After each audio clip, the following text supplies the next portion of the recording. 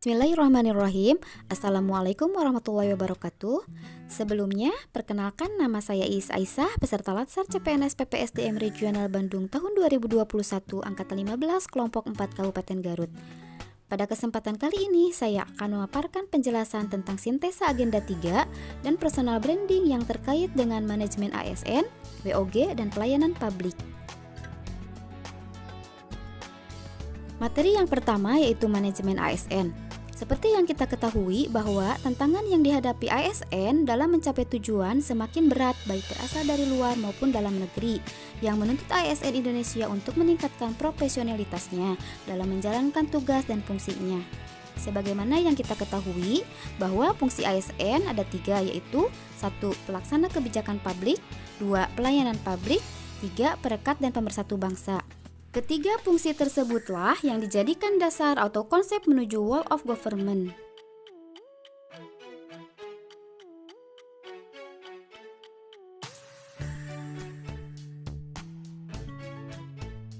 Selanjutnya, kedudukan, peran, hak, dan kewajiban ASN. Pegawai ASN dibedakan menjadi 2. 1. Pegawai negeri sipil, 2. Pegawai pemerintah perjanjian kerja.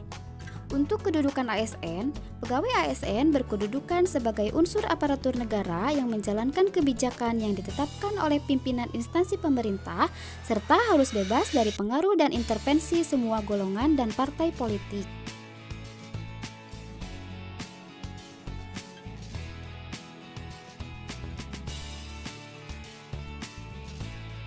Peran ASN diantaranya perencana, pelaksana, dan pengawas penyelenggaraan tugas umum pemerintahan dan pembangunan nasional melalui pelaksanaan kebijakan dan pelayanan publik yang profesional, bebas dari intervensi politik, serta bersih dari praktik korupsi, kolusi, dan nepotisme. Selanjutnya, tugas ASN. Yang pertama, melaksanakan kebijakan yang dibuat oleh pejabat pembina kepegawaian sesuai dengan ketentuan peraturan perundang-undangan. Kedua, memberikan pelayanan publik yang profesional dan berkualitas. Ketiga, mempererat persatuan dan kesatuan Negara Kesatuan Republik Indonesia.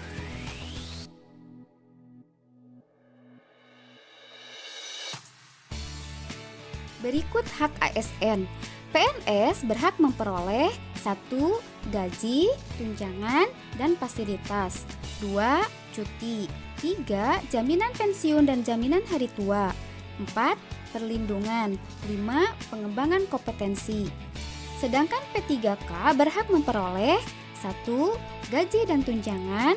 2. Cuti. 3. Perlindungan. 4. Pengembangan kompetensi. Sehingga kita bisa simpulkan perbedaan PNS dan P3K terdapat pada jaminan pensiun dan jaminan hari tua.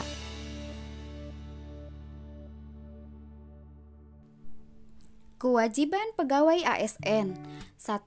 Setia dan taat pada Pancasila, Undang-Undang Dasar 1945, NKRI, dan pemerintah yang sah. 2. Menjaga persatuan dan kesatuan bangsa. 3. Melaksanakan kebijakan yang dirumuskan pejabat pemerintah yang berwenang. 4.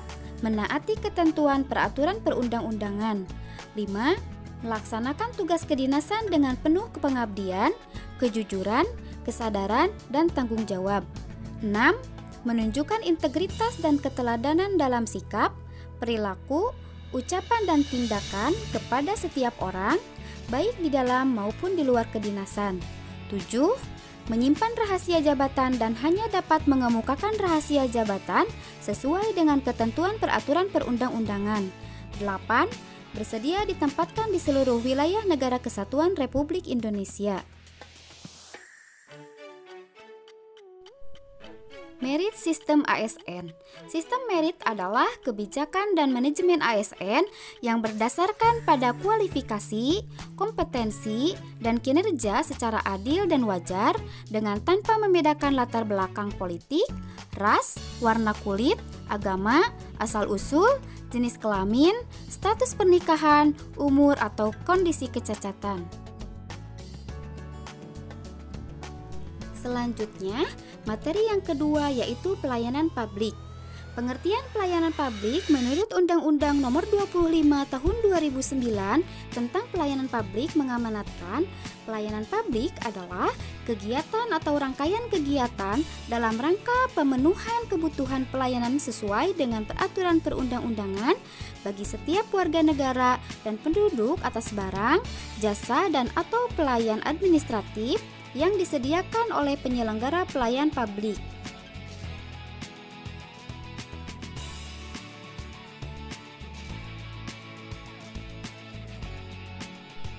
Prinsip-prinsip pelayanan publik: kesederhanaan, kejelasan, kepastian waktu, akurasi, keamanan, tanggung jawab, kelengkapan sarana dan prasarana, kemudahan akses, kedisiplinan, kesopanan, keramahan, dan kenyamanan.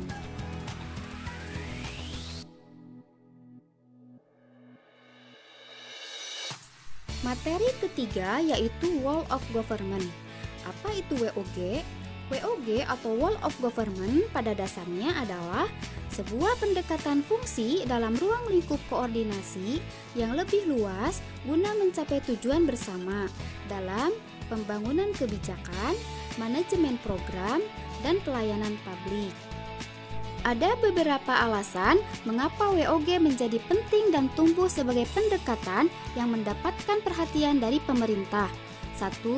Adanya faktor eksternal seperti dorongan publik dalam mewujudkan integrasi kebijakan. 2. Adanya faktor-faktor internal dengan adanya fenomena kepentingan kapasitas sektoral sebagai akibat dari adanya nuansa kompetensi antar sektor dalam pembangunan. 3. Dalam konteks Indonesia keberagaman latar belakang nilai, budaya, adat istiadat, serta bentuk latar belakang lainnya mendorong adanya disintegrasi bangsa.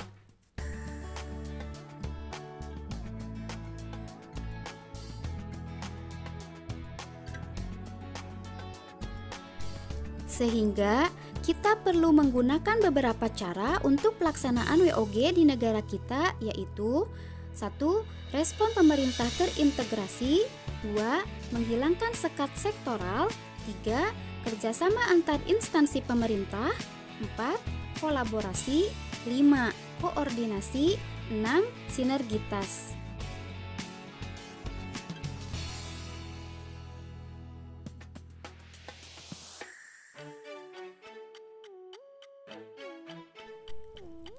Berdasarkan pembelajaran pada agenda 3 ini, maka saya sebagai seorang ASN akan menjadi ASN yang aktif. A. Akuntabel dan berintegritas. Saya sebagai guru akan berusaha mengemban tugas untuk mencapai kesuksesan pembelajaran. K. Kreatif, menciptakan sesuatu yang berbeda dari yang lain. Saya sebagai guru akan mengembangkan keterampilan-keterampilan pada siswa. T. Terpercaya. Sebagai seorang guru yang profesional harus dapat dipercaya oleh semua orang supaya karir menjadi sukses dan cemerlang. I. Inovatif, berinovasi dan memberikan layanan yang baik untuk siswa-siswi di kelas. P. Profesional, saya akan melaksanakan tugas pokok sebagai pendidik dan pengajar. Selain itu, menjaga nama baik instansi dan menjalin silaturahmi yang baik dengan rekan kerja atau masyarakat. Sekian penjelasan dari saya mengenai sintesa agenda 3 dan personal branding. Terima kasih atas perhatiannya. Mohon maaf atas kekurangannya. Wassalamualaikum warahmatullahi wabarakatuh.